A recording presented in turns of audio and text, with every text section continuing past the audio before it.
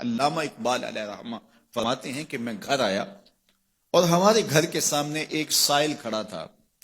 سائل چوں قضائے مبرم ہے، جس طرح قضائے مبرم ہوتی ہے، ٹلتی نہیں ہے، اس طرح وہ ٹلنے والا ہی نہیں تھا. میں نے اس کو لا کہا بابا چلا جا، معاف کر، لیکن وہ ضد کر کے گھر کے دروازے کے اوپر کھڑا تھا. میں لاؤبالی کی عمر تھی تو سکول سے آیا تھا، میرے ہاتھ میں چھوٹی سی چھڑی تھی، تو میں نے اس کے کاسے کے اوپر ماری تو وہ کاسا ٹوٹ کے گر گیا اور اس کے اندر جو سارے دن کی ریزگاری جمع کی تھی وہ بھی بکھر گئی.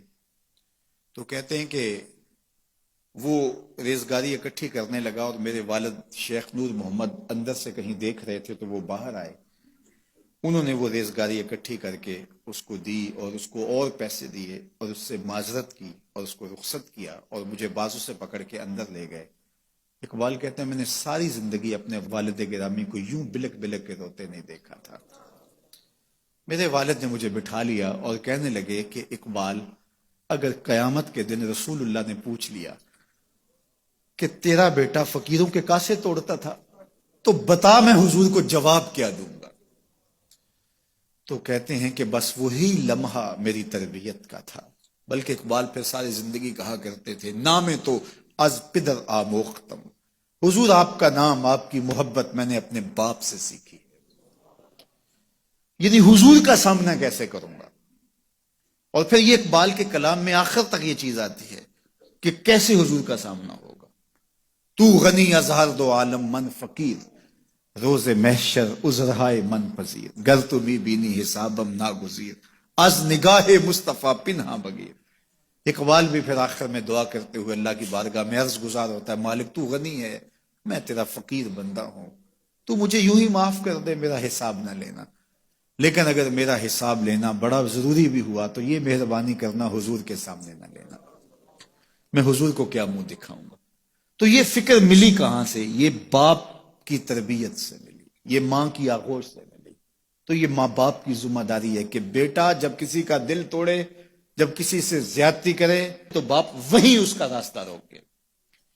اور ایک فقیر کا لاابالی پن کے اندر کاسا توڑ دیا اور باپ نے پھر ایسی تربیت کی کہ اقبال ساری زندگی لوگوں کے دل جوڑتا رہا، ساری زندگی بتاتا رہا کہ انسان کی اصل صورت کیا ہوتی ہے. دل نہیں شاعر کا ہے کیفیتوں کی رستخیز، کیا بتاؤں کہ درون سینہ کیا رکھتا ہوں میں، در غم دیگر بسوزو دیگر آرا ہم بسوز، گفت مت روشن حدیث گر توانی دار ہوش، کہہ گئے ہیں شاعری جزویست از پیغمبری، ہاں سنا دے پڑھ کے ان کو پیغام سروش. وہ کہتا ہے دوسروں کے غم میں جلنا اور پھر اس غم کو جہان میں پھیلا دینا، اسی کا نام شاعری ہے. پھر اقبال نے وقتی شاعری کی، شاعر تو اور بھی ہیں، لیکن اقبال کہتا ہے شاعری از مثنوی مقصود نیست، بت فروشی بت گری مقصود نیست، کشتائے انداز ملا جامیم، نظم و نثر او علاج خامیم. وہ کہتا ہے کہ میں یہ بت نہیں بنا رہا کہ یہ غزلیں تراش کے اور یہ نظمیں تراش کے لوگوں سے داد وصول کرو.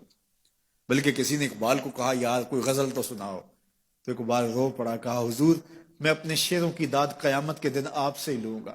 یارا مرا غزل خانے شمردن، یاروں نے تو مجھے غزل خاں سمجھ لیا، میرا تو مقصد ہی اور ہے. بلکہ ان شعراء پہ تنقید اقبال نے کی، عشق و مستی کا جنازہ ہے تخیل ان کے اندیشہ تاریخ میں قوموں کے مزار، چشم آدم سے چھپاتے ہیں مقامات بلند، کرتے ہیں روح کو خوابیدہ بدن کو بیدار.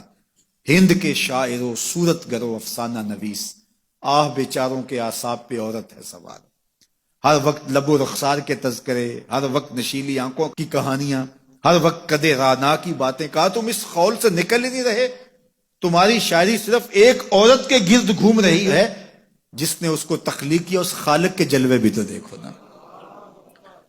تو اقبال پھر اقبال بنتا ہے اور اس کو یہ شعور، یہ آگہی، یہ نور ملتا کہاں سے ہے؟ یہ باپ سکھاتا ہے.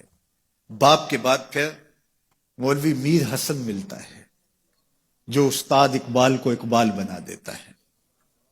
تو یہ ماحول انسان کو سکھاتا ہے. تو میں اور آپ دیکھیں کہ ہم اپنی اولاد کو کیا دے رہے ہیں. تو کبھی بھی اپنی اولاد کو اس کی اجازت نہ دیں کہ وہ کسی کمزور پر ظلم کرے. جب کمزور پر آپ کی اولاد ظلم کرتی ہے، زیادتی کرتی ہے، تو پھر وہ بڑی ہو کر کے ظالم بنے گی، جابر بنے گی۔